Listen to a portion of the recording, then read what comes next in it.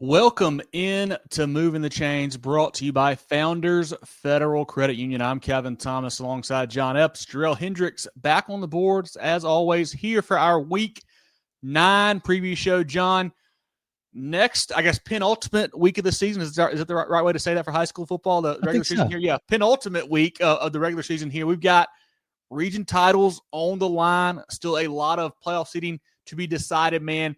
Lots of great games all across the state this Friday, it feels like. 100%. Some really good games. A lot of teams are not playing this week, but the teams that are, we got some really good ones. No doubt about it. As always, guys, be sure to follow us on Facebook, Twitter/X, Instagram, YouTube, and more at Movin Chains. That's MOVINCHAINS. Our website, movinchains.com. Our podcast on Apple, Spotify, Google, and all podcast platforms. We do a weekly preview show live Tuesday nights at 7:15 on Facebook and YouTube. Hope you guys join us for that each and every week. It's a lot of fun to break down the games with you guys as you comment with us. We do our coach interviews, player interviews, all kinds of stuff throughout the week as well. We have team of the week, player of the week, pick 'em, all great stuff to keep up with throughout the week on our social platforms. Also, today, get your Moving the Chains merch. Some great hats right now. Richardson hats. We got a gray front with a gray back, also a black back, also a black front up there. You can email info@movingchains.com to order yours today. Some great toboggans right now, a great black and gray one, some good stickers right now for your laptop, your computer, your car, really high quality stuff. Your t-shirts, I'm wearing a navy blue one right now. We've got a black one here, as you can see as well, along with a gray and a pink, I think is right. And we've got the hoodies as well, kind of a darker gray one here, and then a lighter white color for you to help us grow the program, help us support the boys, brand the show. So love to have you order some of that. Info@movingchains.com, or just DM us. We'll get you hooked up there as well. Going to be a lot of fun tonight, John, like we mentioned. Any other thoughts from you? Any thoughts from Jerel? Comments from the chat as we get ready to roll here with our Week 9 preview show? Let's get into it. Brandon says, what's up, fellas? Headed to Blacksburg for Clinton. Blacksburg on Friday. Appreciate you, Brandon. Yeah, last game of the year for Clinton before you get a bye next week heading into the playoffs. Armani says, rough one on Friday. Indian lands a state title contender with that defense. Yeah, they shut down a solid Clover team. Coach Hastings' bunch looks like the real deal for sure. They're a tough group. Courtney says, hey, my guys, hope you're having a good Tuesday. We are, Courtney. Hope you are as well, buddy. Thank you for tuning in. Zach says, good evening. Red Devils go for the region title and 5 wins in a row on Friday night in Blacksburg.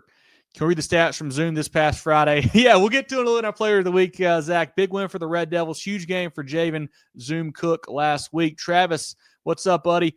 Westside at Lawrence Senior Night next week at Wren for the region title. Yes, Westside is going to be a name your score game this week for them, it feels like, before they get ready for that region showdown. Noah says, what's up? Hopefully Hillcoast Rams can get into gear. They've got a phone with Greenville this week, John. Should be a phone to talk about. Jonathan says, go Red Foxes. They are finding their stride as well. Jonathan, they're playing great. Westside with the win streak, says Roquez. Yes, the boys are getting hot. 4-4 now, I believe, on the season. Getting hot at the right time. JD says, good evening live from A-Town, home of the Panthers. Abbeville continues to roll. They got a big matchup with Ware Shoals next week. They got Dixie this week, I think. Little testers there, but I think the Panthers probably win both of those football games. Curtis says Ware Shoals a really tough team. They are, man. They played great last week, had a nice win over a solid Dixie squad. They've got some pieces there with Evans and whatnot for Coach Dotson I like a lot. They're a good football team, that Hornets group is. Thanks, everybody, but we got to get going. Let's start talking about these CONA games of the week. Each week, John, we do 5 of the biggest games across the state. Our CONA games of the week, our Carolina Orthopaedic and Neurosurgical Associates games of the week. Let's start down in the 1A ranks with this CONA game of the week here. Johnsonville at 6-1, 3-0 in the region, traveling to an undefeated Carvers Bay Bears squad. Last year, John, Carvers Bay won this game 38-14 over the Flashes. I feel like both these teams are much improved from last year. Johnsonville had a big win over Green Sea Floyd's 54-27 last week. Carvers Bay had a bye. They defeated Lakeview 32-7 the prior week. So both teams playing really good football right now. Coach Cribb at Johnsonville has gotten them, kind of figured out after a down year last year. Coach Richard at Carvers Bay has been building this up, and they've got a really good squad this year. Who do you like in this 1A matchup? This is for the region title as well on Friday night. Yeah, I love the way Johnsonville's playing. This is the time of the year that they really start hitting their stride and start playing really good football. They had that bad loss against Walkmall. Not a bad Walkmall team, but a bad loss. But since then, they've played really well. They've responded well. But on the other side, Carvers Bay, they have been steady all year. And then last few weeks, I believe they were off last week. Yes. Prior 2 weeks on the Road Warriors, they shut out a really good Latta team. I picked Latta to win that game, shut Latta out, and then turn around the week after that, and they beat up on a pretty good Lakeview team the next week. 2 tough games in a row. They looked really, really good. Now they got a week of rest to get even more healthy, get a little bit more juice for this game. I really like this Carvers Bay team, and I really like their defense. I think Carvers Bay, a lot going for them in this game with the bye week, playing really good defense, playing really good football. I like Carvers Bay to win this game. Johnsonville averaging 28 points per game on offense, 20 allowed on defense. Got quarterback Larkin Powell, who's played a lot of football there for Coach Cribb, a 2-year starter at quarterback. Running back Zag Hollywood Davis went 7 for 107 and a touchdown last week. Receiver Skyler Montgomery had a touchdown as well. Tight end defensive tackle Zai Cooper's a playmaker.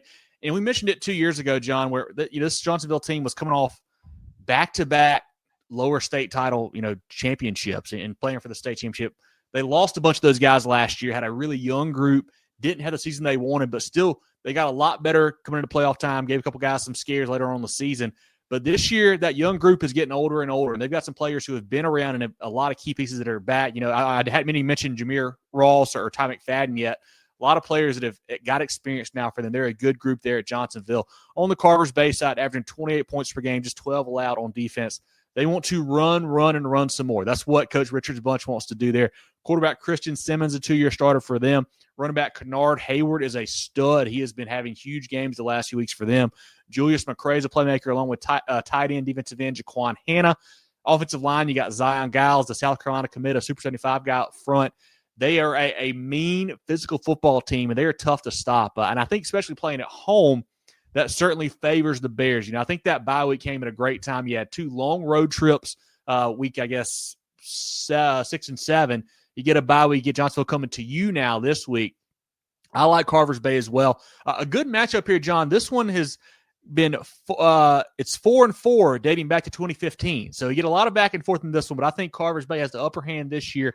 I think Coach Richard's bunch stays undefeated. I think they're a really good football team. They're a team that is kind of, I feel like, been laying in the weeds all season long to a lot of folks. I know we've hyped them up a lot on the program, but I feel like the state is starting to finally notice that Carvers Bay is for real this year. A proud program, and I think they are back in a really good spot right now. I think so too. Jerel, comments from you or the chat on this 1A Johnsonville Carvers Bay matchup? Yeah, heavyweight matchup here for the region championship. These 2 teams that are really great. And like you mentioned earlier, Johnsonville, uncharacteristic season last year, bounce right back this year, back to their winning ways. So it's good to see the Flashes doing so. But this Carvers Bay bunch, it's like John mentioned, that game with Latta, we knew they were really good this year, but that really showed us how good this team was because they dominated the Vikings in that matchup. I'm going Carvers Bay here, like you said, at home.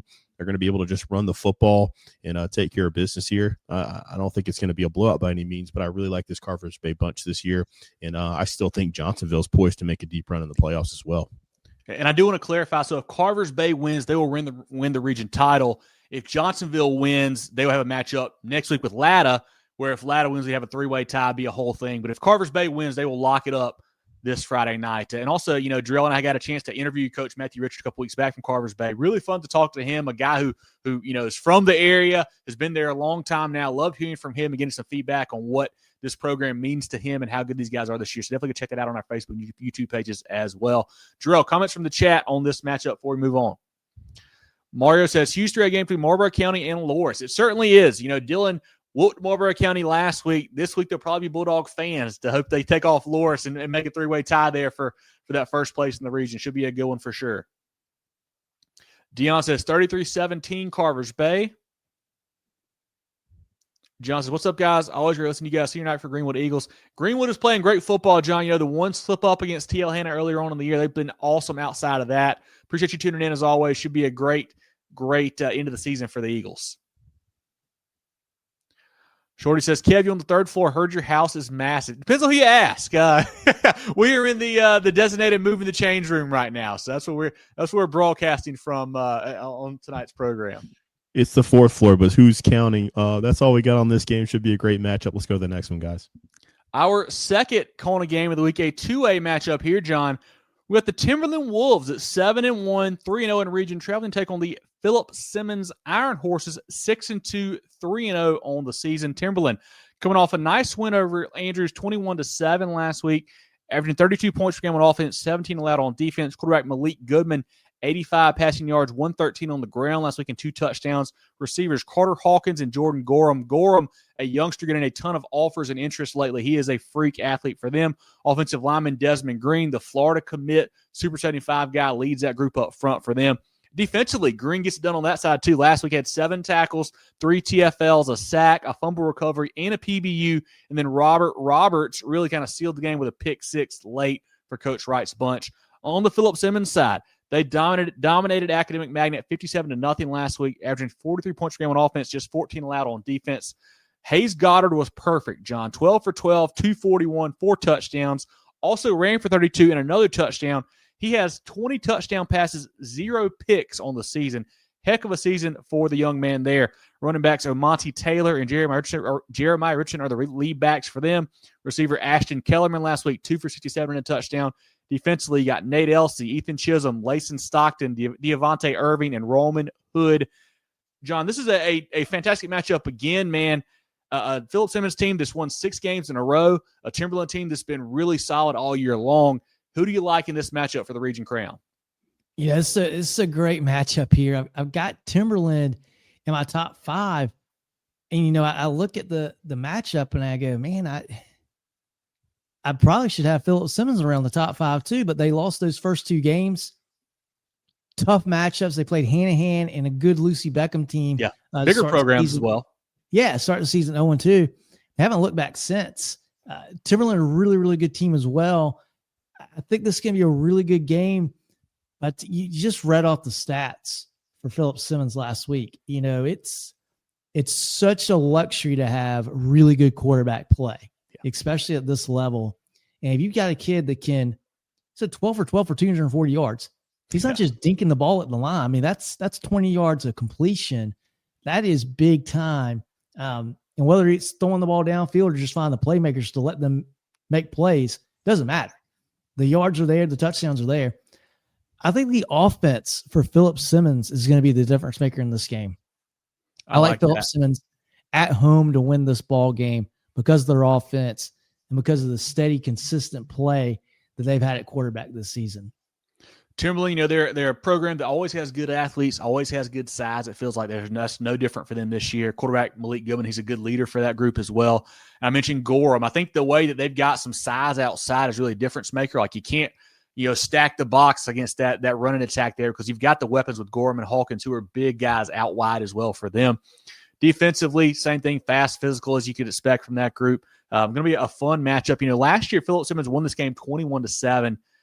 And I kind of think something a little bit similar, maybe a few more points on both sides, but I think that Philip Simmons feels like the better football team. They're well coached. They're going to have some wrinkles for this group here at Timberland to look for. I think Philip Simmons moves their winning streak to 7 in a row. I think they lock up the region title this week. I like what the Iron Horses are doing. Coach Bendig has done a fantastic job down there. I like Philip Simmons at home to win this football game. Jerel, comments from you or the chat on this 2A matchup? Yeah, keep it simple. I think Philip Simmons, I agree 100% with what John had to say. I mean, I really like the offense. I think they're going to make the difference there. Seen the Philip Simmons bunch play a lot the last few years, and I really like the way that they scheme it up and make it go. Not to say anything against Timberland. I think Timberland obviously is going to have the best player on the field. But they got athletes aplenty. I think this should be pretty tight. I think it's within 2 scores, but I like the Iron Horses here. Perfect. Anything from the chat on this 2A game, Jerel? Dion says 35-14. Philip Simmons, a big win there. He's predicting. Deuce says Philip Simmons 28-7. Too much for the Wolves. Terrence says Hampton County in the house. What's up, guys? Hampton County playing great football. Terrence, appreciate you joining us as always, my man. That is all for this game. Oh, got one more from Courtney. Got Timberland in this one. Take Timberland 31-17. Okay, Courtney, I hear you. Brandon said he'll take Philip Simmons in 2A lower state. I think Pageland Central as a 2 seed might be the favorite. Going to be interesting. 2A lower state and upper state honestly has a lot of good football teams on both sides, and it's just be fun when the playoffs roll around for sure. Most definitely. Let's go to the next one, guys. Our third CONA game of the week, John. Always a huge game. These two guys get together. Region title on the line again this week. Gaffney 6-2, 5-0 in region play, taking on Dorman. The Cavaliers 6-2 as well, 4-1 in region play. Last year, a thriller. The Cavaliers won 9-7 against the Indians over at the reservation, John. Gaffney, a big win over Riverside, 49-20 last week, averaging 30 points per game on offense, 18 allowed on defense. Dorman demolished Wade Hampton 52-7 last week, 36 points per game on offense, 14 allowed on defense.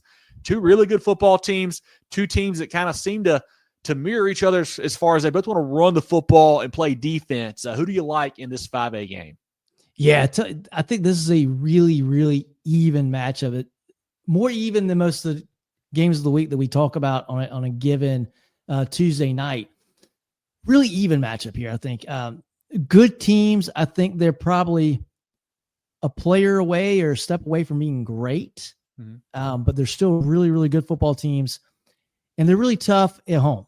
Gaffney, obviously the reservation stuff. Dorman's really good as well. They got a good environment. I want to side with the home team in this. From everything I know about Gaffney, if it's a close game, they're probably going to win it. They've had a couple close games this year. They've lost a couple. What scares me about Dorman, I say they lost a couple. They lost two.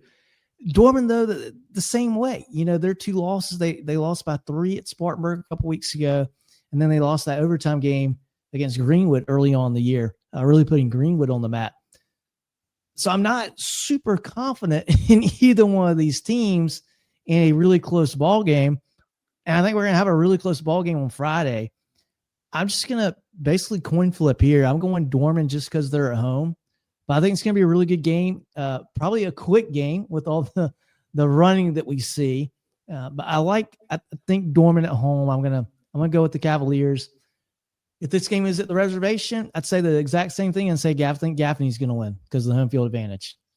Gaffney quarterback Banks Boughton has started to kind of find his groove, it feels like. Last week, 9 for 10, 145 and a touchdown. Ran it 7 times for 96 yards and 2 more touchdowns. He's really a good runner, electric with his legs. It feels like that's really his difference-making skill there, it seems like.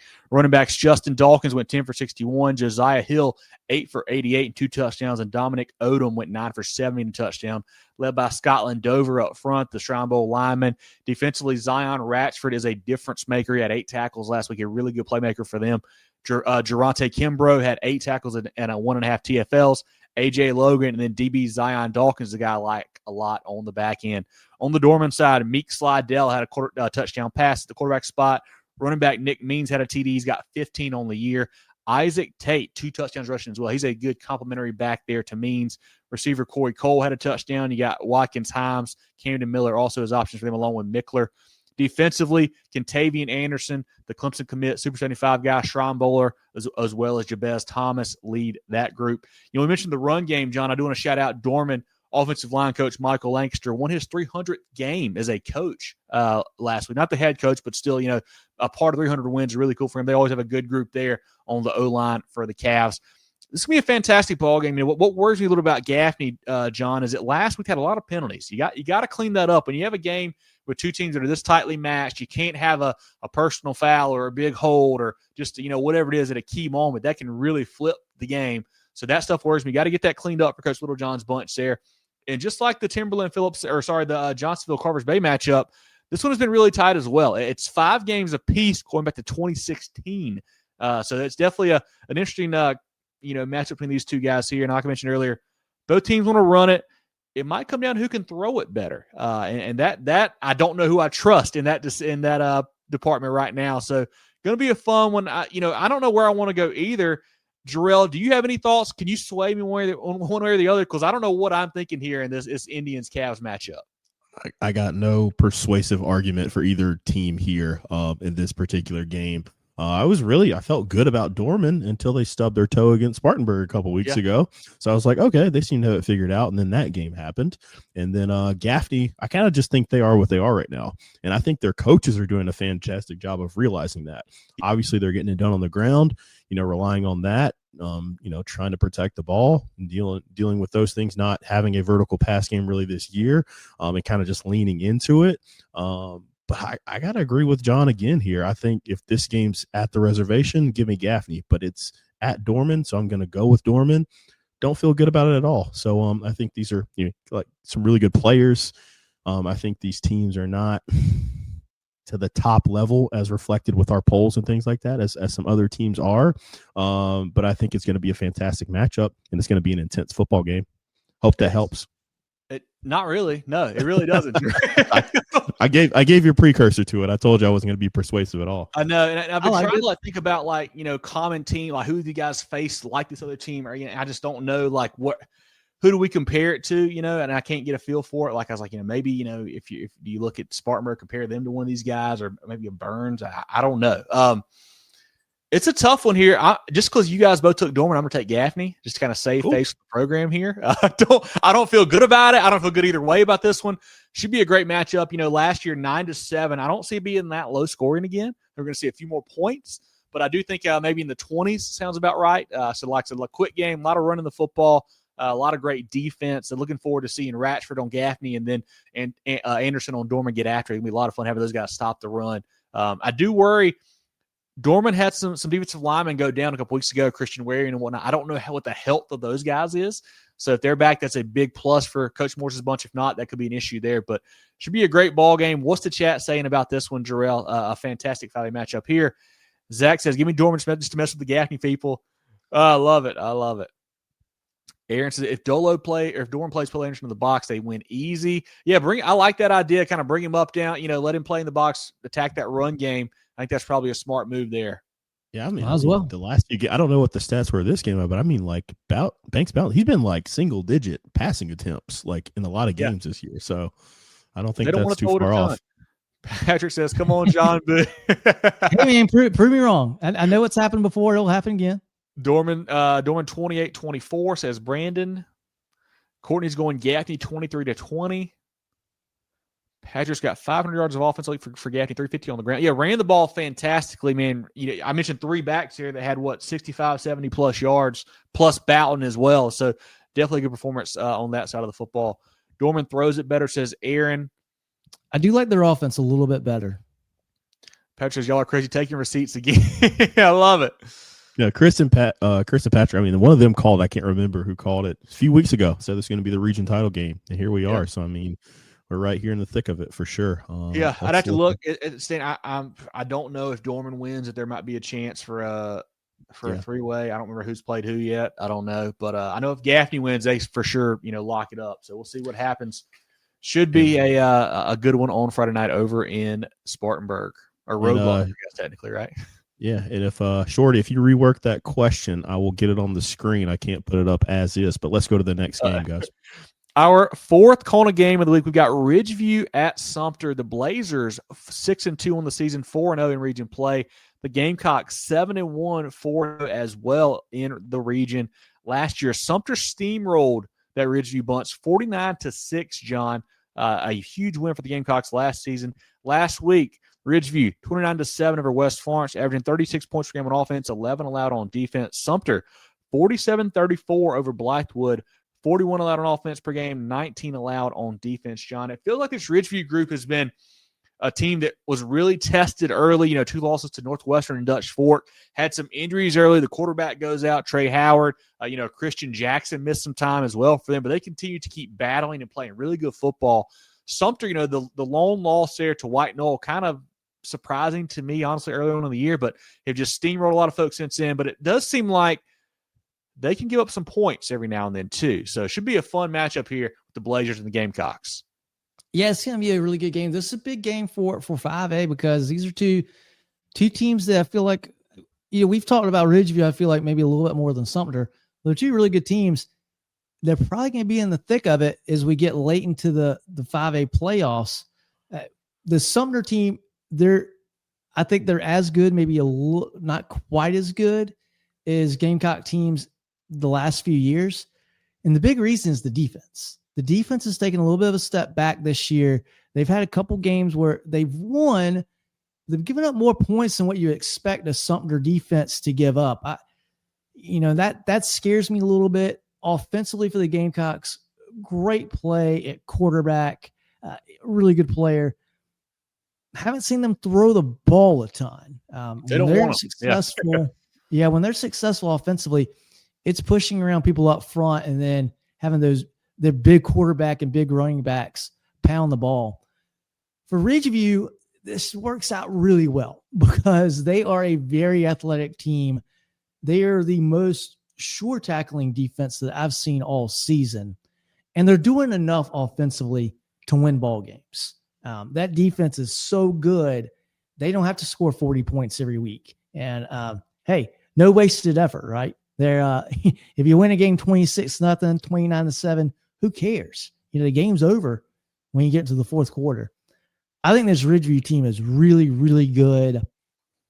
Again, I think the defense is going to be able to hold up well against Sumter. I'm a little bit worried about the size of Sumter up front. I think that's tough to deal with for 48 minutes. But I think Ridgeview is athletic enough, talented enough to play good enough defense, and then offensively to score enough points to win this game. I don't know if this is going to be a low-scoring 17-10 kind of ball game, or if we're going to see a 35-31 kind of game. I think we do see a close game, but I like Ridgeview better. I think they're more athletic and they're better defensively. And defense that travels, right? That travels whether you're playing at Sumter or you're playing at home against a good Dutch Fork team. You only give up 28, but really good Blazers team. I like them in this ball game. I think the defense prevails. Coach Howard's Ridgeview squad has had quarterback Bajan Virgo step in the last couple of weeks. Last week went 10 for 20, a buck 12 and a touchdown. Also ran it for 55 yards and another touchdown. Running back Spencer Babayan, 17 for 144 and a TD. Receivers Christian Jackson had a touchdown last week. Carter Coleman and Jordan Mack are also threats for them out wide. Defensively, Deshaun Rush had 10 tackles. DeJuan Franklin had 7 tackles, 2 TFLs. Davin Toney is a playmaker along with Jordan Best and Quincy Grant, who had 2 picks in that ball game in that win over West Florence last week. Sumter, you mentioned quarterback Frank Richardson. They don't want to throw it a lot. They went 7 for 11 last week, but running it is where he gets it done. He went 19 carries for 233, 4 touchdowns. That's just an everyday game for him. We had him for a player of the week earlier on in the season, did something similar, if not a better performance than that. So he wants to run the football. Also, Cleveland Pinckney, 32 carries for 262, 3 more touchdowns. Reggie Shannon is also a good running back for them. Jameer Bay is an athlete out wide for that group there. They've got 3,045 rush yards on the season, John, to just 550 pass yards. So I think that tells you all you need to know about that Sumter Gamecock offense right there.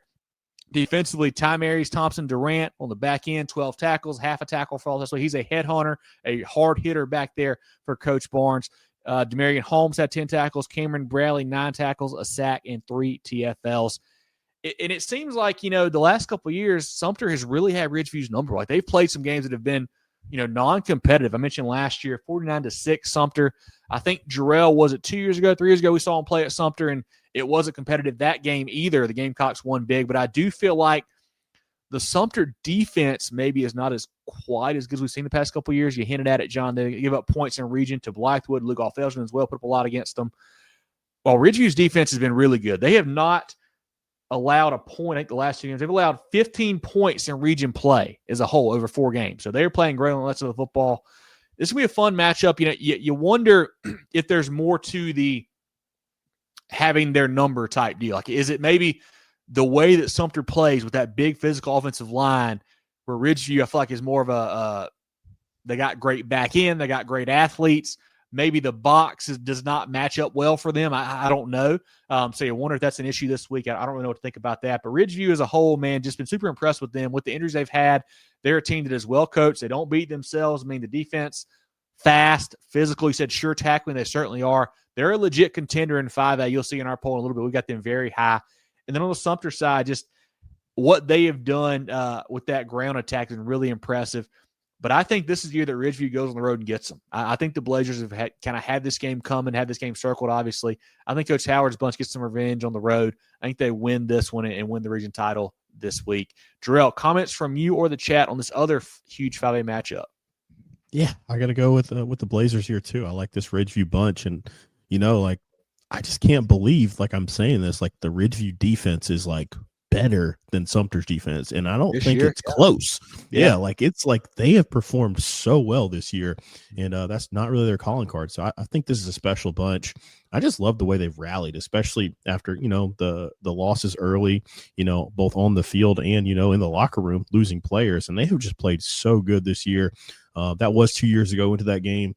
I don't know. It was disappointing the fact that the game wasn't very good, or we didn't get any of that fried fish to kick off the day. But I know. But I like Ridgeview here as well. But I do like your point of it being, who has the psychological advantage. You feel like Sumter does here. So we'll see how it plays out. But I like Ridgeview winning this one too. Any comments from the chat? Kevin says, "Hi, MTC, go Greg Collegiate." Hey, Kevin, I appreciate you joining us, man, as always.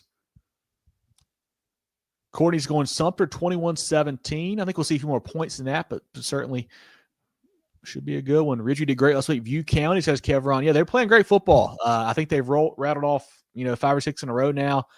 Bradley, appreciate you joining us, buddy. Doing well. Hope you are too. Zach says, Ridgeview trying to prove Ridgew's not a basketball school anymore. Yeah, and they've done a great job this year, man. Coach Howard's one of the best in the business. He's done a fantastic job with that group.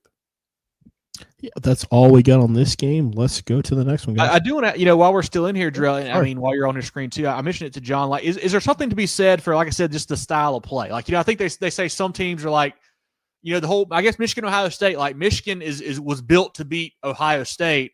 Ohio State was built to beat everybody except for Michigan, kind of. Like, is that what it feels where, like, the way that Sumter plays just is built to beat a team like Ridgeview, like the way that they're put together? And now obviously I just picked Ridgeview, but is that a point that maybe it makes some sense to you guys as well? It certainly makes sense. And I think 9 times out of 10, maybe 9 years out of 10 years, that probably holds true in this matchup. I just think, and again, I don't know what's going to happen. I'm really interested in what's going to transpire in this game. I just think Ridgeview is too athletic to get beat by size alone. And not to say that Sumter's not talented. They're certainly talented. They're very good. But I think Ridgeview's too athletic and too good as a group to get beat. Because you look at Dutch Fork. They're as physical as anybody in the state, all around the football field. And they went toe-to-toe with those guys. One big play made the difference in that ball game. But they were going shot for shot with them. I don't know that. I think if Sumter wins this game, it's because they're more physical and they're a little bit bigger. But I don't think that's a reason that I don't think Ridgeview's chances to win this game are 10% just because of the physicality. Yeah, I think play style does, like you mentioned, like Michigan, Ohio State, like how teams are, sometimes it just dominates a different scheme. Whether it's offensively or defensively. I think the last few years, what we've seen is maybe that's a part of it, but I think like Sumter was more talented as well. Like those guys were so good on defense, especially up front. Well, it was really just up front. Their front four was massive, making plays. And then also the back end, like they were so good on the back end as well. They always have great DBs and defensive line. I think that's kind of what stops a high flying offense more than anything, where Ridgeview wants to throw the football. If you're getting pressure with 4 and you can cover in the back end, that's a recipe for disaster. Yeah, it should be a good one. I think we're all going Ridgeview here, but should be a great ball game. Mark says Ridgeview by 20. I like that pick there, Mark. Yeah, it's the last one we got on that one. Perfect. Our SCISA CONA game of the week, John. 2 really good squads here. Dorchester at 7-0, traveling to take on the 7-1 Colleton Prep group. Dorchester had a bye last week back in week 7, defeated Colleton Hall 60-0, averaging 43 points per game with offense, just 10 allowed on defense. Quarterback John Quattlebaum, running back John Wetzel, receiver tight end Abe Schuler and Noah Risher. Defensively, Warren, Judy, Bradley Sievert, and Will Quattlebaum get it done for that group. Coach Nelson there does a great job. Colleton Prep, a big win over Beaufort, 28-14 last week, averaging 42 points per game on offense, 16 allowed on defense. Quarterback Cale Owens ran it 21 times for 201, 3 touchdowns. Tanner Wolf, 12 rushes for 92 yards and another touchdown. Hartman Fisk, also a weapon, along with defensively Cooper Taylor and Dayton Birkeland. This was a game we saw twice last year, John. In the regular season, Colleton Prep won 38-12. In the playoffs, Dorchester got them back 45-7. Who do you like in this one here, man? 2 teams that are poised to make deep runs in this 1A playoffs of SCISA. Who do you like, the Raiders or the Warhawks? I like both of these teams. Good answer. Very good teams here. Heck, I could see what happened last year happening again this year. Yeah. I like Colleton Prep being at home. I think a lot like the Gaffney Dorman game. I think these are two very, very evenly matched teams. I'm going to go with the home team. I really like Dorchester's offense. They can really light it up. But Colleton Prep is a really, really good football team as a whole. They've won defensively, they've won offensively. They can do it all. I like Colleton Prep. I'm going to take them because they're at home. This is two teams as well that have had guys that have played a lot of football. Cale Owens has played a ton there for Coach Langdale's group at Colleton Prep. On the Dorchester side, Coach Wetzel has had Quattlebaum Coach Nelson has had Wetzel and Quattlebaum there for quite a while running the rock and throwing the football for them. I'm just big on John Wetzel. I think what he brings to the table with that running back spot for Dorchester, that's hard to stop in these cold weather games. It's late in the year games. I like Dorchester in a close one on the road. Should be a fantastic game. Like I mentioned, two teams that are poised to make deep runs in the playoffs for SCISA. But I like Dorchester. Should be a fantastic ball game. Jerel, who do you like in the SCISA game of the week? Anything from the chat as well on this one? Oh, I get to disagree with John finally. It feels good. I'm going with Dorchester in this one, man.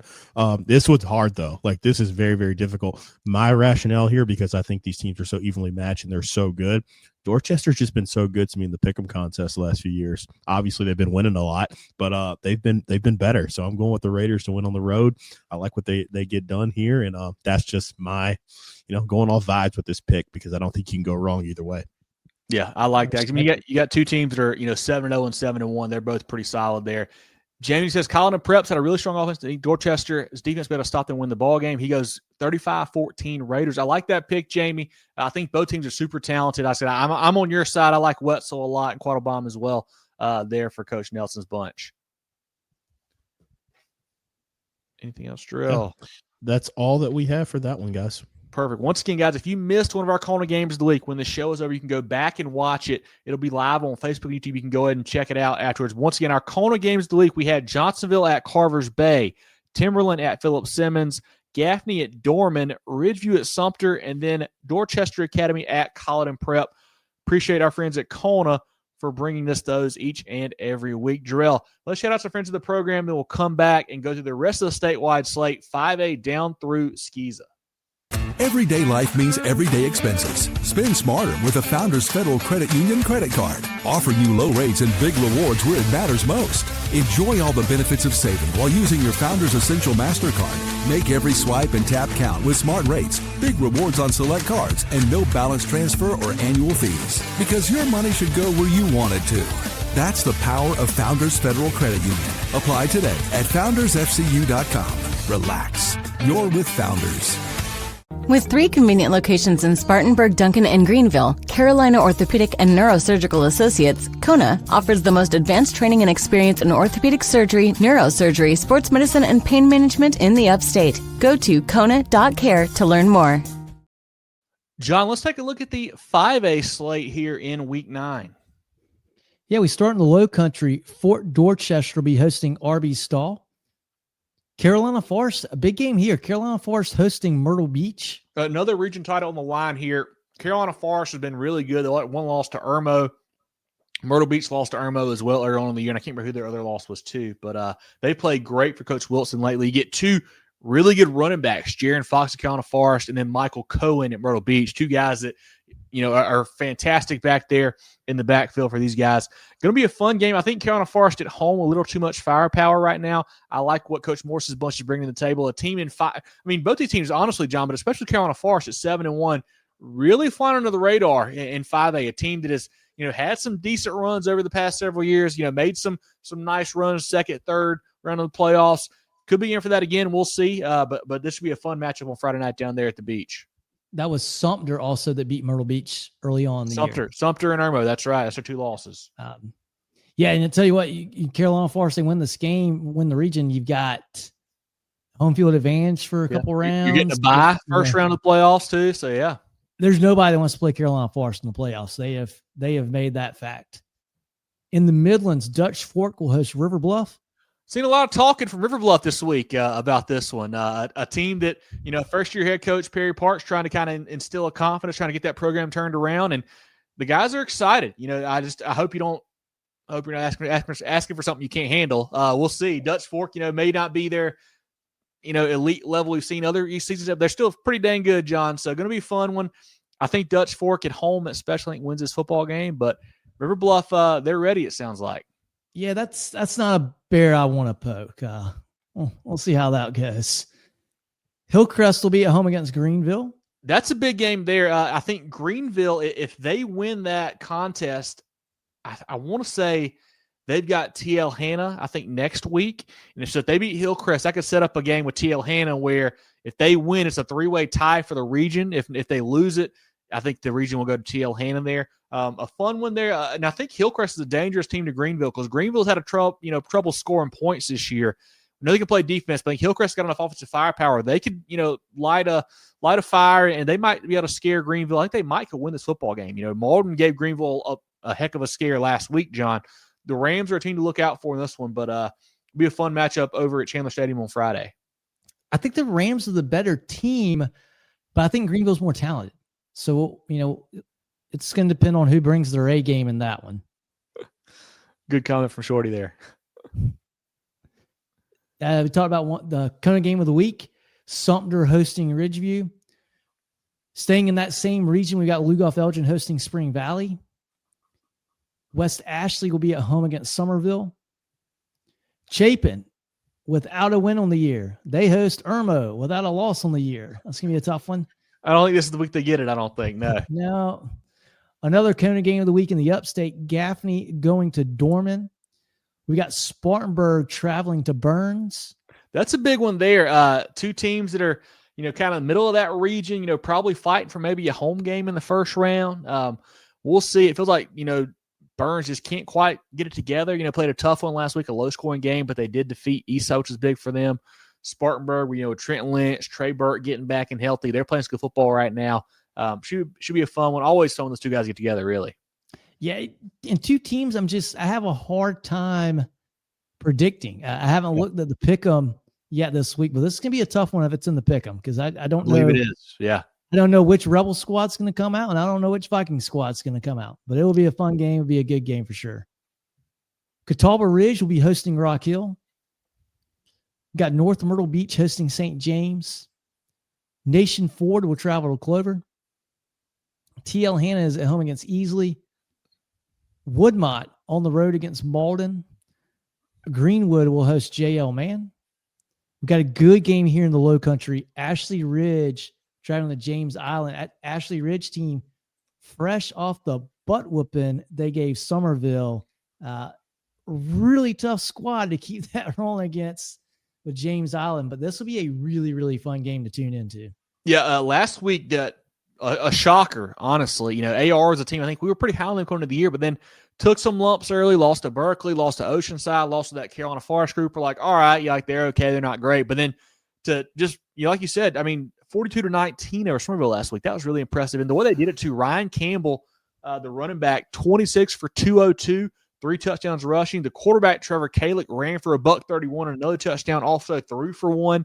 That offensive showing there for that Swamp Fox bunch is super impressive. They'll face a probably tougher test on the defensive side this week because James Island is the real deal. That'll be a fun game, interesting game too, because it's one of those where if Ashley Ridge can knock off James Island, they're in the driver's seat for the region. If they lose, we got a 3-way tie there. Whole lot of stuff. Interesting matchup. I don't know what to make of AR. I don't know if they are just all of a sudden figured it out or just flash in a pan last week. I don't know. Yeah, it'll be fun to watch. Cane Bay will host Goose Creek. Got Socastee hosting Conway. Stratford on the road against Wando. Eastside will be hosting Wade Hampton. Berkeley is at home against Lucy Beckham. Doing it to sound the alarm bells about Berkeley a little bit. Last week they beat a Wando squad that is not great. They beat them 17-3. Only had 1 offensive touchdown in that game. That kind of worries me. That's coming off a loss to Stratford 2 weeks before that, where they kind of didn't get anything going in the second half. I'm a little nervous. Lucy Beckham has played some good football this year. They gave Stratford all they wanted a couple weeks back.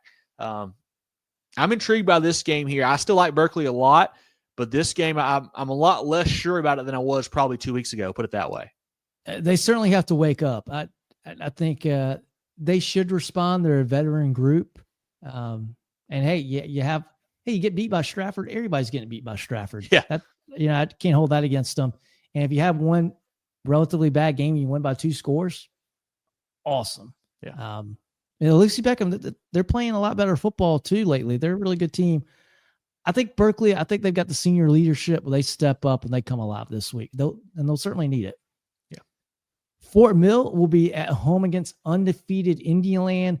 I think there's more chatter and more attention coming to this Indianland group. I watched them play earlier this year.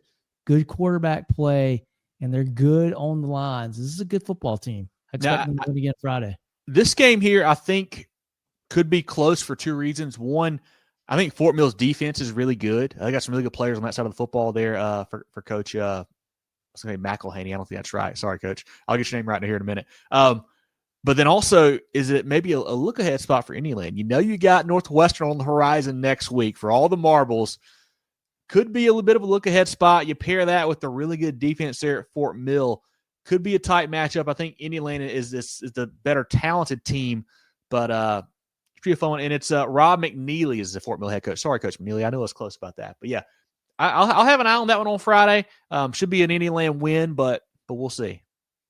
Yeah, I'd rather, if I'm worried about my team being a little sleepy or looking ahead, I'd rather play a team that has a good defense than a team with a good offense, because it's a lot easier to get things going if you're down 10-3, 10-7 at halftime, whereas being down, 28-7. Yeah.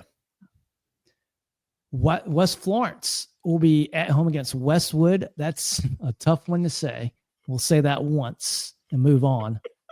Boiling Springs will be traveling to Riverside, and Lexington hosting White Knoll. Jerel, comments from you or the chat on the 5A slate this week? Yeah, no, the big chatter obviously is that upset of Somerville. So yeah, no one had that on the bingo card there, Chris. Or we would have put it in our hot routes this past week, but didn't see that one coming. And Chris also mentions Lynch. I didn't realize that he didn't play last week or got injured. Yeah, I don't think Sumter needed him in that game, so I don't know if they held him or if it was that serious. I don't know the situation there, Chris, but he is certainly a difference maker for Coach Hodges' squad there. Let's go to 4A, guys. Looking down at 4A now, John. We'll start with Aiken hosting Gray. Darlington will travel to Crestwood. I want to mention both those games. For one, Crestwood, I think we were all pretty high on them going into the year, and they've just not quite delivered. A 4-4 squad right now. Middle of that region. That's really been a surprise to me. I thought they would be much better. Darlington has improved for sure. I like Darlington I like the direction they're heading. I think Crestwood a little bit better right now. But then circle back to that Gray Collegiate Aiken game. Aiken, a team that started off 2-0. We were so excited about them, John. Really kind of falling off the last part of the season. I think Gray Collegiate continues to roll in that one. Yeah, they certainly should. We'll have York hosting Richland Northeast. Bluffton at home against Bishop England. Big time game here for that region specifically. Yeah, a Bishop England team that needs a win, needs a big win like that in the worst way as well. Have not shown up against May River or Hilton Head, got beat both those ball games. You need a nice one here in region play. I think Bluffton has that big time offense, though. McCarthy and Warren and Patterson. I like what the Bobcats are doing. Yeah, they got to show up, but I do too. May River will travel to Beaufort. West Side at home against Lawrence. Wren will travel to South Side. Midland Valley is at home against South Aiken. Hilton Head will travel to Colleton County. Brooklyn Casey at home against North Augusta.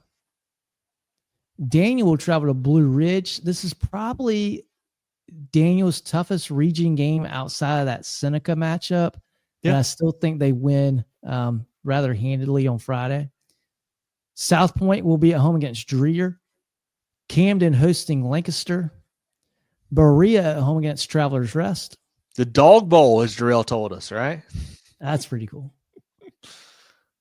South Florence will travel to Lower Richland. Another team that we haven't talked a ton about is Lower Richland. They've had a really good season. 6-3 there for Coach Taylor. That group has played some really good football. South Florence been kind of, not talked about the last couple weeks. They haven't really played anybody. They've got Hartsville on the docket next week. We'll have that as a big game, I'm sure. But Lower Richland, I'm really impressed with them. Had a nice win over Wilson a couple weeks back. Beat Darlington earlier, beat Batesburg, Leesville. They played some good football this year. I think South Florence is too much for them. Yeah, good group for sure. They'll be tough. They'll tough out in the playoffs. Emerald will be at home against Fountain Inn. Hartsville hosting Lakewood. Airport will travel to Gilbert. And we've got Pickens hosting Seneca. Jerel, comments from you or the chat on the 4A slate. Steven says Westside's getting gelling at the right time. 4 straight wins. Yeah, they're playing great football, Steven. Certainly will come down to that next game against the Hurricanes next Friday night. Jessica says Camden Senior Night at Zemp. They should win easily again against the Lancaster team that's down a little bit this year. The Bulldogs are playing good football for Coach Remp. Brandon says Westside 56-10 over Lawrence. I don't know why I keep letting Brandon kick his rival while they're down.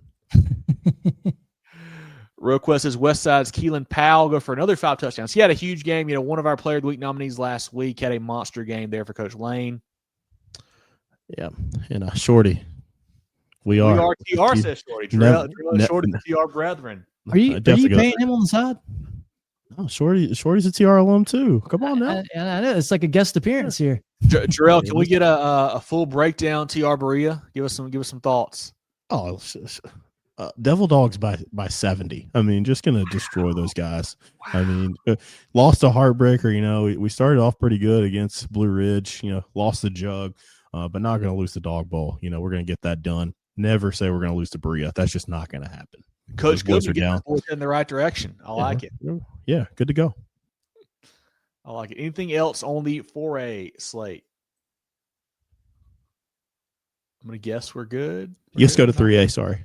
No, you're good. Let's look down at 3A now, John. Yeah, West Oak at home against Walhalla.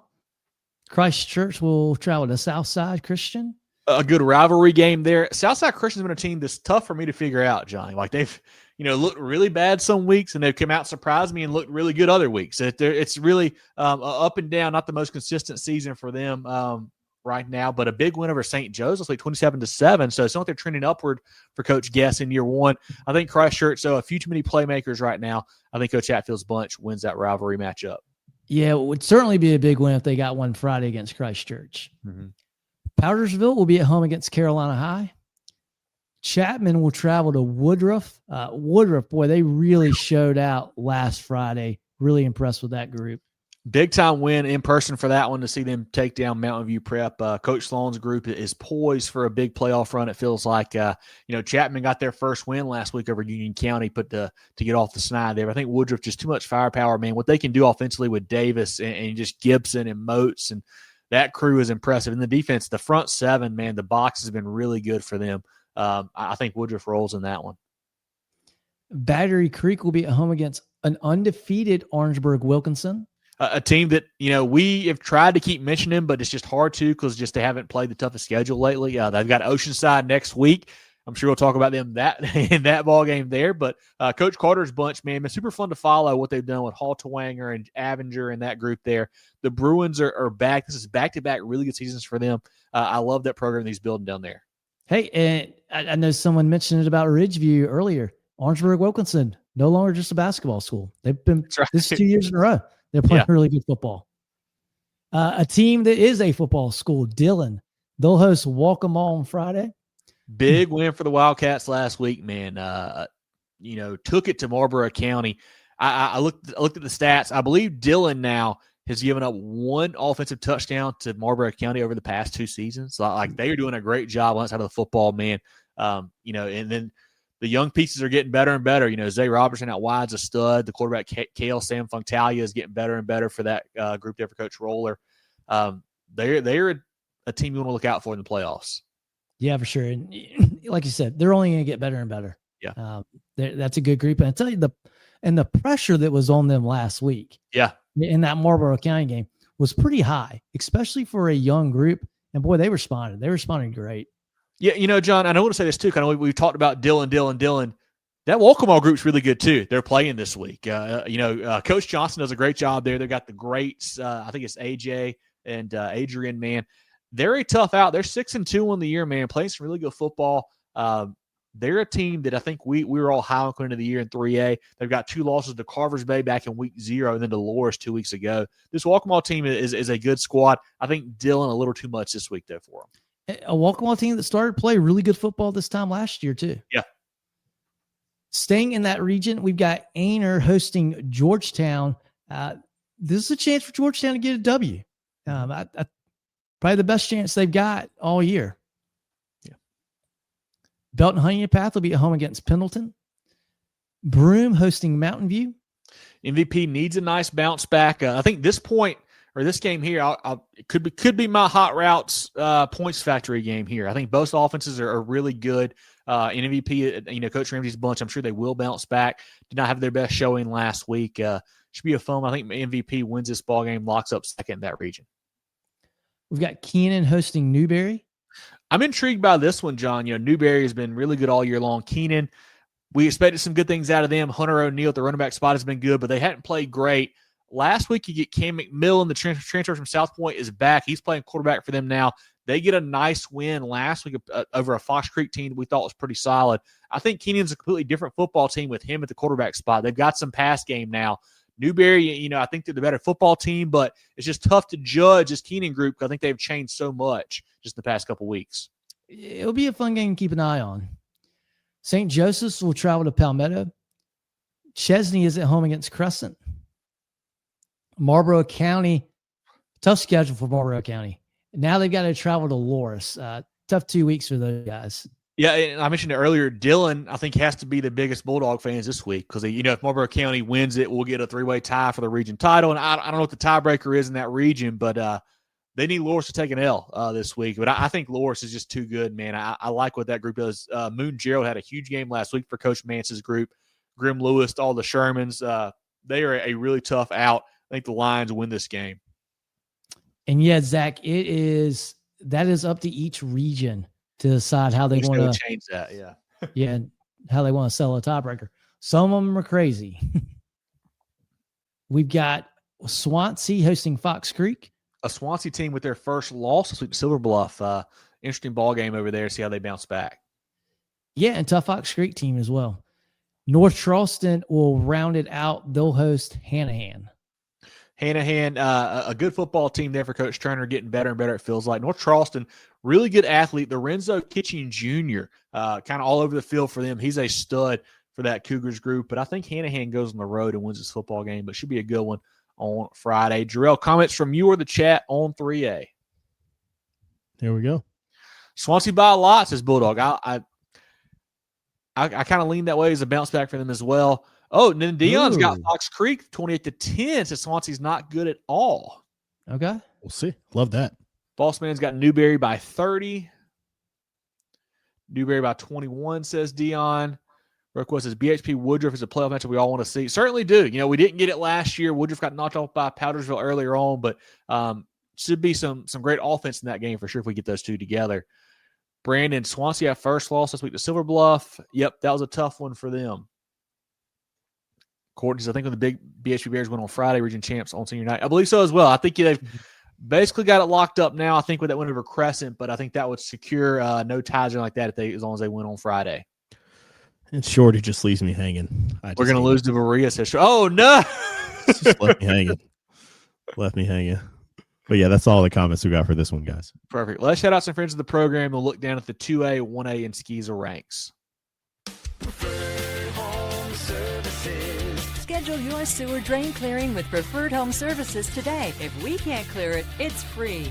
Electrical, plumbing, cooling too. Go, go, go, Preferred!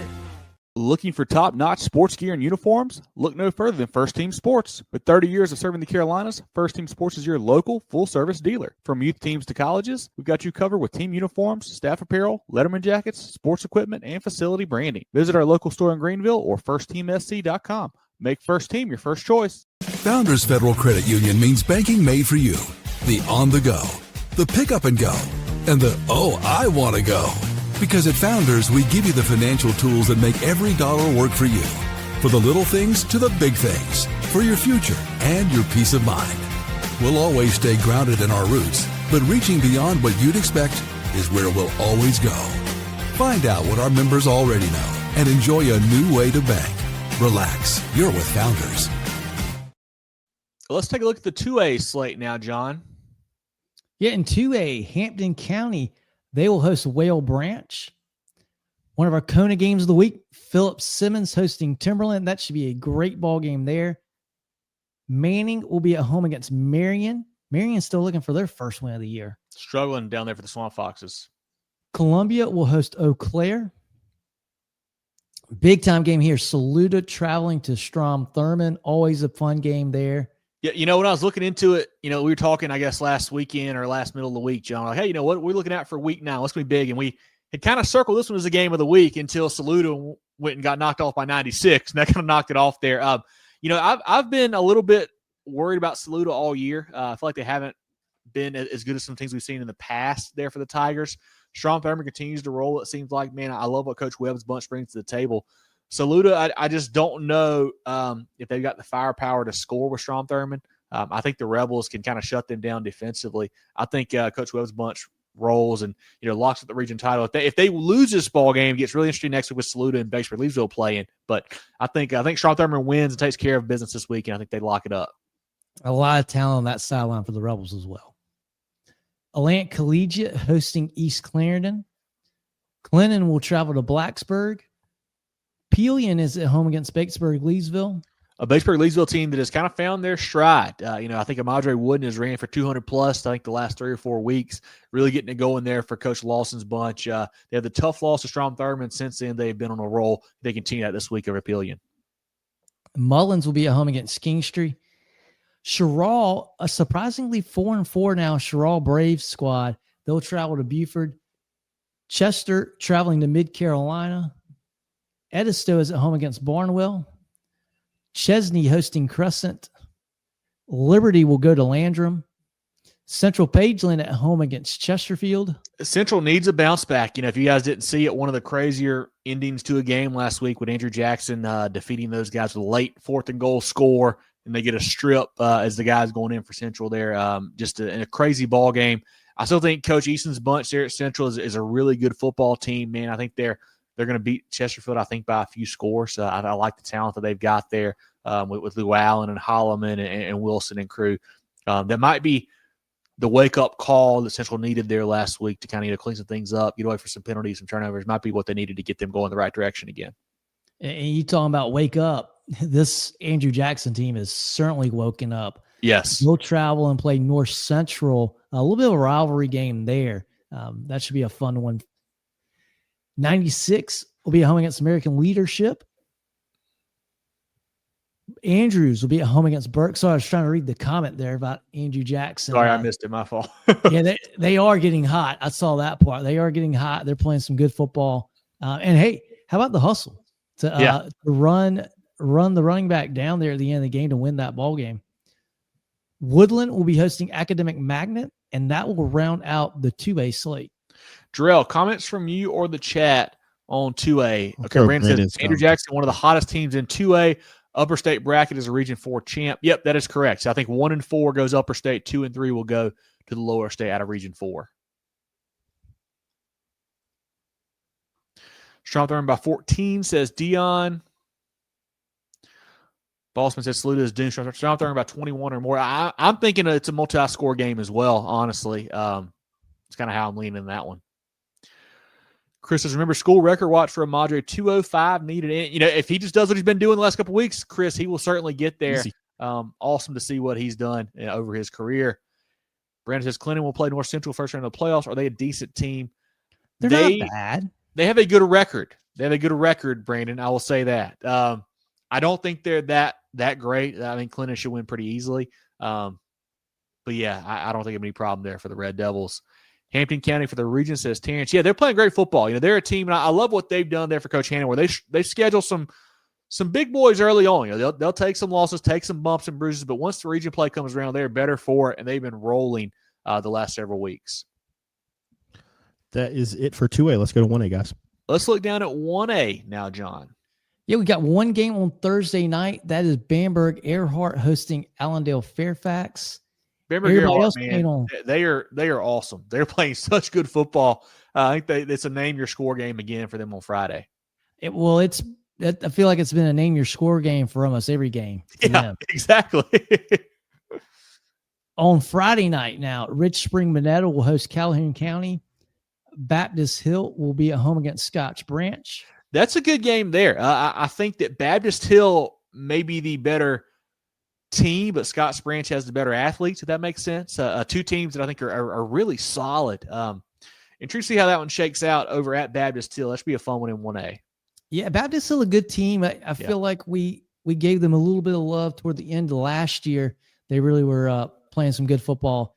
And here we are again, late October, and they got a good record. Good team again. Ware Shoals, undefeated Ware Shoals, will travel to Calhoun Falls. Man, a great environment last week. I saw some great photos and pictures and videos from that game against Dixie, man. Awesome crowd there, it seemed like. And Ware Shoals to just continue to roll, man. Great win for the Hornets last Friday. Latta, a good win for them last week. They'll be at home against Hannah Pamplico. Military Magnet will travel to St. John's. One of these teams will get their first win of the year. Clap it up. One of our CONA games of the week here, Carvers Bay hosting Johnsonville. McCormick will be at home against Whitmire. Green Sea Floyd's hosting West Columbus out of North Carolina. Wagner Sally at home against Williston Elko. Hunter Kenner Tyler will travel to Blackville Hilda. Lamar's at home against C.A. Johnson. Cross will travel to Bethune Bowman. Abbeville at home against Dixie. I'd love for this to be a really good game. Dixie's a good squad. I just think Abbeville they're too good. I'm really intrigued by that one because I want to see how Abbeville Ware Shoals next week goes. So I think this will give us a good barometer. Like, hey, are they in the same ballpark or not? We'll see how this game shakes out on Friday. I hope they are. I'm scared that they're not, but it'll be fun to tune in and see. Great Falls will be at home against Louisville. Little rivalry game there. And to close out 1-8, Lee Central traveling to McBee. Jerel, comments from you or the chat on the 1A slate. Let's see. Brandon says Ware Shoals legit. Took it to a good Dixie team last week. Ware Shoals Abbeville should be a great game next week. It certainly should be. I hope it will be, man. Ware Shoals is super impressive what they've done this year. Let's keep it moving, guys. But let's look at the SCISA slate now, John. We've got Hilton Head Prep traveling to Dillon Christian. Also, we've got Augusta Christian at home, and I don't know. Give me a second. I'll tell you. The Georgia School of Innovation. Yes, is who they'll be playing. Obviously, 7-2 squad. Heathwood Hall is at home against Camden Military. John Paul II hosting Hilton Head Christian. Carolina Academy will travel to Christian Academy. Our SCISA CONA game of the week, Colleton Prep at home against Dorchester Academy. Beaufort Academy hosting Andrew Jackson Academy. Jefferson Davis will travel to Kings Academy. Yeah, and I feel like Kings has had a really good year this year. 5-3 season for them is super cool for what they're building there. But it feels like in the 8-man ranks, there's a tier that has Jefferson Davis, Holly Hill, and WW King, and then Kings is kind of that next group. I think JDA rolls in this one. Porter-Gaud will be at home against Cardinal Newman. First Baptist hosting Pinewood Prep. Cross Academy will travel to Holly Hill Academy. Cathedral Academy travels to Palmetto Christian. Clarendon Hall is at home against Greenwood Christian. Lawrence Academy will travel to Richard Wynn. Patrick Henry Academy hosting Orangeburg Prep. Carolina Academy hosting Thomas Hayward. You know, I feel like I keep thinking that Thomas Hayward has it figured out, but then all of a sudden they don't. I think I'm going to go with Carolina. Head coach David Ring. I think they win this game at home. I can't get a feel for Thomas Hayward, and I can't. So I'm going to go Carolina and the Bobcats. King Academy hosting Newberry Academy. Wilson Hall will travel to Thomas Sumter. Hammond is at home against Ben Lippen. Lee Academy hosting St. John's Christian. Calhoun Academy will travel to Spartanburg Christian. Northside Christian at home against Florence Christian. PD Academy travels to Bethesda. Really big game there for you, Kev. Yeah, a rematch of the 2A state title game last year. PD's got some injuries right now, not playing great on the defensive side of the football. Not a good matchup when you're playing a Bethesda team that has tons of studs like they do, man. I think it might be a tough night for the Golden Eagles on the road down in Savannah as well. Not an easy trip for the Golden Eagles, but that Blazers team is for real this year. And the final game for SCISA, Trinity Collegiate hosting Lawrence Manning. Jerel, comments from you or the chat on the SCISA slate? Nothing right now. That's all we have, and looking forward to that. See how PD fares against Bethesda. That's always fun, and that's my first ever SCISA game, so that'll always be special. Those two teams right there. I love it. Well, Jerel, let's shout out some friends of the program. Then we'll come back, go through our pick'em, our polls, and the rest of the show. Everyday life means everyday expenses. Spend smarter with a Founders Federal Credit Union credit card, offering you low rates and big rewards where it matters most. Enjoy all the benefits of saving while using your Founders Essential MasterCard. Make every swipe and tap count with smart rates, big rewards on select cards, and no balance transfer or annual fees. Because your money should go where you want it to. That's the power of Founders Federal Credit Union. Apply today at foundersfcu.com. Relax. You're with Founders. The George Agency has been serving the insurance needs of South Carolina for over 40 years. They're a full-line insurance agency concentrated in employee benefits and health insurance with an office in Mullins and Murrells Inlet, but they can help you all across the state. They have clients in Greer, Rock Hill, Columbia, and more, so wherever you are, they can help. Give Bradley, Wayne, Richard, and the crew a call or check them out online at thegeorgeagency.net. That's thegeorgeagency.net. Our Pick'em contest is brought to you by Hannah Engineering. Each and every week we do 11 games across the state. It's a great way for you to keep involved with not only your team, but your region and the rest of the state as well. Jerel, let's look at last week's winners for Week 8. We had a couple of perfect scores, Daryl B. and Tyler G. with 11. I want to shout out Daryl B. That's back-to-back weeks with 11, so super impressive what he is doing there. A bunch of 10s, Ryan, Big Pop, Scott, Andy, Todd, and Lee. A bunch of 9s as well. Had to just type them out and say there's 11 more at some point with the 9s. But a lot of groups had 9 there. John and Jerel with 9 each out of us, and I had 8 in Week 8. And then our overall leader, Jerel, we're doing our lowest week has been dropped now. We got Daryl at 69 off of the back-to-back 11 performances. Got Ryan at 67, Andrew 66, Ryan, Peyton, Chase at 65, a couple 64s, 63s, and whatnot. John has 63, Jerel has 64, and I have 6'7", as the kids say, right, Jerel? 6'7". That's what I've got right now. So appreciate you guys participating in our Pick'em contest brought to you by Hannah Engineering each and I'm getting the email address. I'm copying off Daryl's paper this week. So Daryl's got it figured out right now, doesn't he, man? He's making some good picks there. Shout out to our friends at Hannah Engineering for helping us out with that. And Jerel, if you're ready now, let's unveil the first team sports polls we mention every week. We want to do our own because we don't trust the other polls, and I feel vindicated each and every week. It feels like when ours come out. But let's take a look. Do you want to go 1 to 5, 5 to 1? I guess we're going 5. We're going 5. Yeah, we're starting here. Do it. I feel like we've been going the other way, so we're going to go this way this time. D1 5A, we got Dutch Fork getting all 3 first place votes this week. Got 2 ties here. Tie for second, Ridgeview and Somerville, and James Island Stratford tied for 4. This one had a little shake up because we did not know what to do with Somerville. No, I had no idea. That was a big, I think we had talked last week. We're like, hey, if Somerville beats Ashley Ridge, they might go to number 1. Instead, they lose, and we're like, where do we put them now? I have no idea. Really tough there. I will say that there's nobody else I really think I even want to put in the top 5. Honestly, though, it's like I thought I said maybe Ashley Ridge because of that win, but I was like, I don't know. So I feel like it had to be those 5 teams. I just had no idea how to order them. Really. Yeah, go ahead, John. I had a predicament where I put Stratford ahead of Somerville in my poll, and Jerel called me out on it. I thought, well, heck, I know that they beat them head to head, but I got to punish them a little bit for what happened last Friday. Also don't forget that was Somerville's second loss, not their first loss. I've got 2 losses now. So I can certainly make a case for that for sure. It wasn't calling you out. It was just asking. I want to know what you value because too, I want to know what you guys think because I value your opinion on when I make my poll as well. So, it was not calling you out because Somerville, they didn't lose though. They got crushed. Yeah. It wasn't close.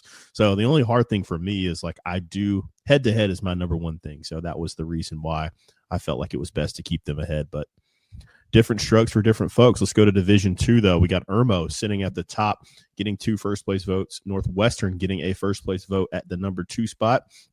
Big mover the last couple of weeks. Indialand all the way up to 3 in our poll, and a tie for 4 with TL Hanna and Greenwood. That's just a technicality. The tiebreaker, TL Hanna, definitely took those guys out. We still have Berkeley hanging around, receiving some votes as well. Yeah, super intrigued by this Indialand group, man. They have been high risers for us, and they will get there. They will get a good test with Northwestern next week for sure. We'll really find out about those guys. I think we talked about it last week. I still just have a hard time with like TL Hanna because like I know they beat Greenwood, but I just don't. I don't know. Like they worry me. Like I don't know if they're the 4th best team in 5A Division II. They won some good games. I feel the same way, Kev. They won some good games. Yeah. I think 8 out of 10 times Greenwood wins that game. I think Greenwood overall is probably a better team, but TL Hanna was better that night, and honestly, that's all that matters. But let's go take a look at 3 and 4A. 4A has a little bit of a shakeup on the bottom portion of the poll here. South Point, surprise, surprise, they stay at the number 1 spot, getting all the votes. South Florence at 2, Gray Collegiate at 3. Another high riser got Hilton Head Island up to 4. Daniel hangs on at 5, and North Augusta slightly dropping out, but still receiving some votes. What do you guys make of 4A this week? I wanted to put Hilton Head Island high. I was like, I just don't know who to move out because, nobody in the poll did anything bad. Like, nobody lost. Nobody had a bad performance. So it was a tough one for me to figure out what to do with them, really. So, I don't mind that poll where it shook out. I think those are the 6 best teams. I think that we made the point last week. We continue to not have AC Flora in there. I know why the other polls do, but I don't really feel bad about that. I think we've got a good group here for sure. Yeah, I think Greg was off last week, right? I honestly, I don't remember. I think they were because when I was making my poll, because I had them toward the backside of my top 5, and I thought, okay, well maybe I put AC Flora in, maybe I put North Augusta in. And I looked at it and I thought about it. I was like, no, I think Gray's better than both of those teams still. Gray Collegiate. They good top 5. They beat South Aiken 44-7 last week. Okay. Yeah, no, I'll say it. North Augusta is a team that's been a stalwart in my poll, and I dropped them out this past week. I've really struggled with them and Daniel, like who I should keep there. And I want to reward Hilton Head for what they've done the last few weeks. And they've won these games convincingly. They've played really, really well. And obviously at the top portion, there's no punishing those guys. And I think we'll see some movement, obviously, the next couple of weeks there as well. But going over to 3A, Oceanside stays at the top spot, getting all the first place votes. Newberry at 2. Woodruff makes an appearance again in a big way. They're up to 3. BHP's at 4. Loris is at 5.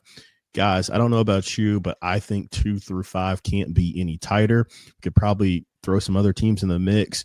I think you could just pick those out of a hat and order those however you want to. I still think Oceanside's a step above these guys. But what are your thoughts on the 2 through 5? I agree. I thought about putting Woodruff at 2, honestly, after what I saw. I thought Newberry was a really hot start to the year. Still playing good football right now. Maybe just haven't been quite as dominant the last few weeks. So it could shuffle. But like I said, nothing. Just because we have a team at 5 like Loris, I'm super high on, doesn't mean that like we dislike them. Like it's just like I said, it's just that tight right now, Jerel. I've been banging that Lions drum as much as anybody has, and it's like what do you do? Like because all these teams are really good right now. So we'll see. If Loris hammers Marlboro County this week, they might go back up to 3. I don't know. So a lot of movement there between that 2 through 5 group, like you mentioned. Yeah, and I really wanted to move Woodruff higher than I did, but I thought, well, gosh, I can't punish some of these other teams just because they still won. They just played somebody different. And, I love Mountain View. I like that program. Love the fans. Love the support. I don't know how good they are. We talked about it last week that, their schedule was a little bit lighter. And I didn't expect what happened on Friday. I didn't expect Woodruff to really put it on them like they did. So that kind of goes into account as well. Maybe Mountain View's not as good as we thought they were, but I tell you what, I can't wait for the playoffs to start for 3A. It's going to be the wild, wild west with these guys. Yeah, again, and I think BHP is like we're not against them at all. I think they're just suffering from competition. And I feel like I value rewarding some of these schedules more so than what they've played, but that doesn't mean that I don't think they're a really good football team as well. But yeah, we'll go down to 2A and 1A. And in 2A, this one's interesting to talk about here. We got Strom Thurmond in first place, but they only have one first place vote. Clinton has 2 first place votes. They slide into the 2 spot. Hampton County at 3. Andrew Jackson here in the poll at 4. And Central Pageland hangs on after losing that tight one with Timberland sliding out and still receiving votes. What do you guys make of 2A? I can't wait for the 2A playoffs. I mean, it was tough for me because, like, Jerel, I agree with you. I certainly value head-to-head a lot. But it's tough when you got a Central Pageland team that has now lost 1 game. That was to Andrew Jackson. But Andrew Jackson's got 3 losses. So it's like, well, how much? Like, I mean, I don't know. Because in one of those losses for Andrew Jackson as well was the Fairfield Central. We don't have it in the poll at all. So it gets really tricky there at some points. I didn't know what to do with that part there. That's what really threw me off. I didn't know. I was like, I don't know how far to drop Central. I don't know how high to go with Andrew Jackson. And honestly, I feel like the rest of the poll moving up was just kind of by default. Like, I was like, well, let's just put them up there and then we'll figure out what to do with the other guys. I don't know. With Clinton, I have the opposite problem with Clinton. I'm the one. I'm the Strom Thurmond vote. But Clinton, I punished them earlier in the year because they had losses. Yeah, against good teams, but they still lost. I watched that Daniel game and they felt like they kind of gave it away. But this team is really, really good. Like, I'd have no problem with them getting first place votes and being second in the poll. But I just in my head, I can't jump them ahead of a Strom Thurmond. Strom Thurmond's going out and won the games. I got to reward him. I can. I got Clinton number 1. I think they've earned it, especially once they've come back to competition that's closer to their classification. They have just been rolling through it. I think they've really hit their stride. Those games we're talking about them losing are to quality opponents, teams that we have ranked in other classes.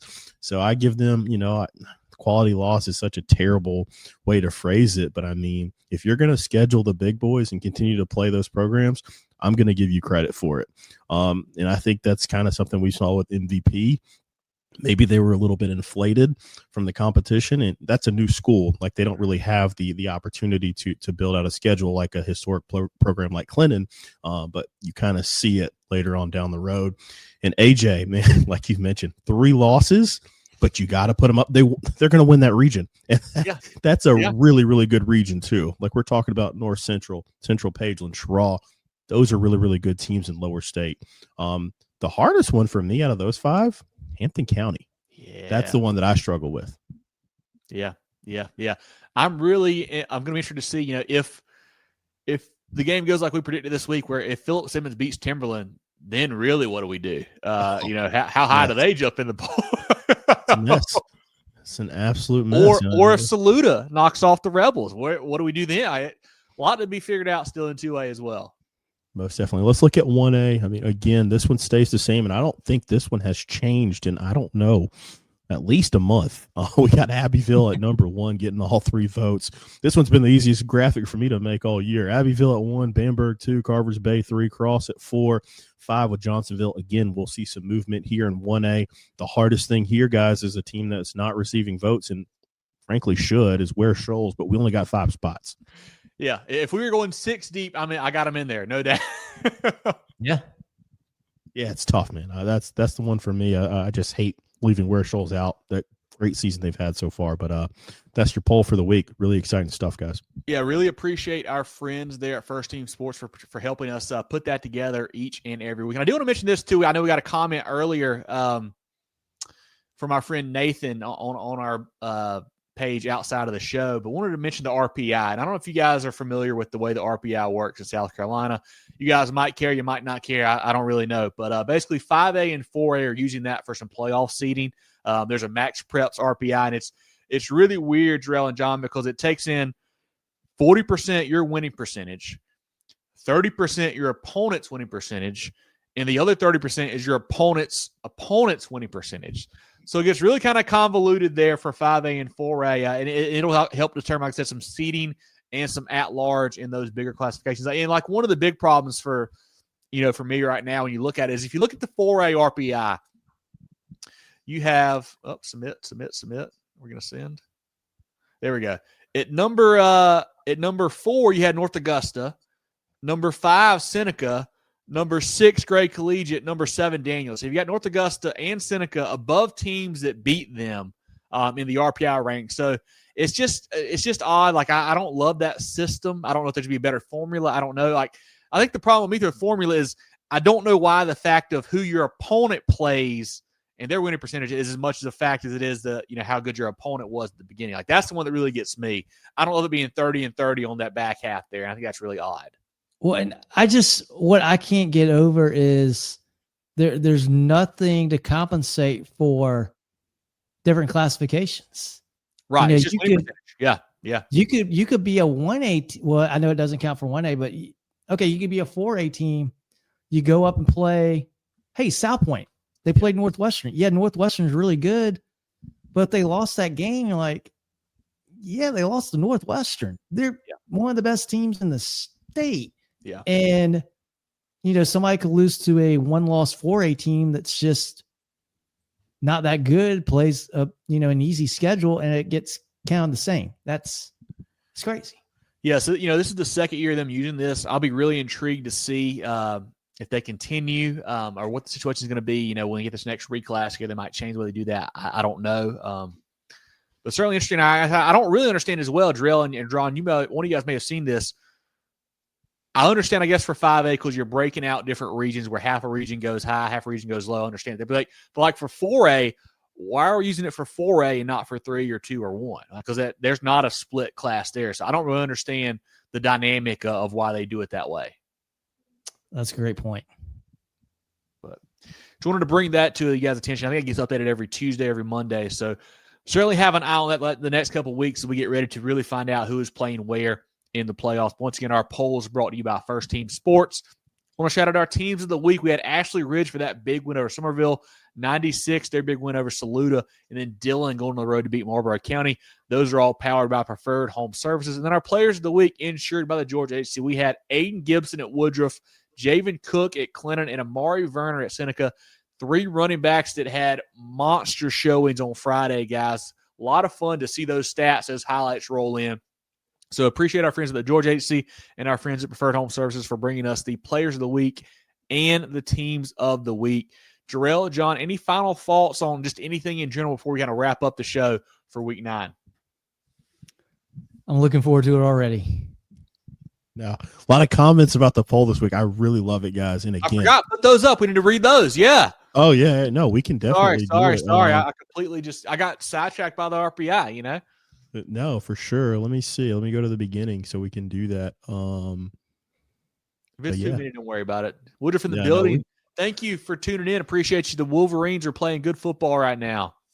Yeah. Great win last week. We dropped to 4. And like we said, Courtney, I mean, all those teams are really neck and neck. I mean, we think they're all very good. I knew Courtney wouldn't like it. Brandon has set up a huge third-round game. BHP at Woodruff. Yes, that will be massive if we get those two together. Ron says, y'all guys are against BHP. Tell me a team that's fouled running backs and average 40 points a game. If you're basing Woodruff off MVP games because MVP is not what they're supposed to be. We got nothing wrong with BHP. Like we said, Brian, we're high on that team, man. It's just, I think part of it for us is they ain't played anybody. They ain't played nobody, Paul. That's what it comes down to. But we got no problem with BHP. We know they'll be there at the end. Brian says Central will bounce back, make a strong run. Yeah, I agree. And honestly, I mean, Lower State 2A is probably the easier side of the bracket from Upper State 2A. So not necessarily the worst thing for Central going down there to Lower State. Brandon says Clinton losses are number 2, Newberry, number 3, Woodruff, and number 5, Daniel. Yeah, certainly a murderer's row non-region there for Coach Fountain's group. Bossman's got Strom Thurman's got losses at 4A North Augusta and the number 11 team in Georgia. Also a tough non-region there for Coach Webb's team. That's why we got them 1 and 2. So yeah, I mean that just says it all. I mean, it's really, really tight. All of these polls are really, really tight, and I want you guys to know, again, number one, like we're not biased in any way. Like we just we pick who we think's the best at that time. Like, we don't root for anybody. We root for the state of South Carolina. So it doesn't really matter. And, we put some time in it for sure. So, and we only rank 5 teams. It's easier to rank 10. And it's a lot more volatile. It's hard to rank 5. So we don't take that lightly. So it's going to be a lot of fun. But as always, if you're listening to us on Tuesday, make sure you get out to a game on Friday. Get some subs on the YouTube. That's all I got for this week, man. It's almost time. I cannot believe it. I was doing the graphic. Week 9, so week 10. And going back to the poll, the last thing I want to say on that is it's about to sort itself out. We're here. It's playoffs, so we'll know soon enough who's number 1, who's number 2, and they'll sort out on the field. Yeah, going to be a lot of fun as always, guys. Be sure to follow us on Facebook, Twitter /X, Instagram, YouTube, and more at Movin Chains, TikTok as well. Movinchains.com is our website. Podcast available on Apple, Spotify, Google, and more. We do our weekly preview shows, 7:15 on Facebook and YouTube. Come join us live each week. We'll be back next Tuesday for week 10. Hope you check that out. Throughout the week, we have coach interviews, player interviews, Jerel, players of the week, teams of the week, all kinds of great stuff going on. Throughout those, check us out on there as well, like all those social platforms, like I mentioned. Get your Moving the Chains merch right now. Some great hoodies. We've got this darker hoodie here. We've got a lighter hoodie as well. You can email info@movinchains.com. Got the navy T-shirt here, a black T-shirt as well, a gray one and a pink one also for you guys for great Christmas presents here. A great sticker right now. Looks great on your car, your water bottle, your laptop, whatever. Couple good toboggans, gray and black. Also some hats. Richardson hats, gray front, black back, gray front, gray back, black front as well. Lots of great options. They're all posted on our social media pages. Order one today. Support the boys. Support us. You can order it info@movinchains.com or DM us on social media to get yours ordered. Love to see you guys repping some more of our stuff, helping spread the word. I keep saying this, we've got how many thousands of listeners each and every week on all of our platforms, but there's a lot more people that don't tune in who don't know about us yet. So hopefully you guys will help us spread the word, tell more and more folks. Really enjoy getting out to Woodruff last week. Got to see a lot of folks that we know, Brody, Sean, Curley. We're great talking to those guys. Obviously, Coach Sloan, Coach Ramsey, catching up with them was a lot of fun. Skyland, saw him down there. Man, it was all the Woodruff student section was yelling. I appreciate you guys shouting me out as well. Fun talking to you guys. So a lot of fun down there. At Varner Stadium, man, was a great atmosphere and a great showing from the Wolverines. So if you see us this Friday, certainly say hello. Come say hey to us, man. Love to chat it up with you. But, John, anything else from you? Anything else for you as we wrap up here in week 9? No, I'm looking forward to it. I'm hoping to take in the Timberland Phillips Simmons game. Really looking forward to that on Friday. It's great. Every week we've got really, really good matchups, and it's not in just one part of the state. It's all over the place. We are really, really lucky to have some really good football in this state and some really talented athletes. And hey, we never talk about the fans. Just some great support. Support from the student bodies, the parents, the community itself. That really makes it special as well. So hats off to all of you guys that go out on Fridays too. Certainly. Anything else from you, Jerel, as we wrap up here? No, week 9. I'm getting sad. Last week of the regular season next week, so make sure you get out and support. Do the pick'em contest. Thank our friends at Hand Engineering for doing that each and every week, and hopefully I can catch up to you this week and next week. I love it. I got 6'7", Drew. If you catch me or not, I don't know, but it's better than 6'7". What you got? Moving the Chains is always brought to you by Founders Federal Credit Union. For John Epps and Jerel Hendricks, I'm Kevin Thomas. This has been our Week 9 preview show, talking all things South Carolina high school football here on Moving the Chains. We'll catch you guys next week. Get ready for the ultimate South Carolina high school football experience with Movin' the Chains. From previews to recaps, we've got you covered. Dive into our expert preview shows, predicting winners and sharing insights. Then join us post-game for the thrilling recaps, exclusive interviews, and highlights you won't find anywhere else. Plus, connect with fellow fans on our Friday night spaces on Twitter/X. No one covers South Carolina high school football like us. Join us at Movin' Chains on all social media platforms and visit movinchains.com today.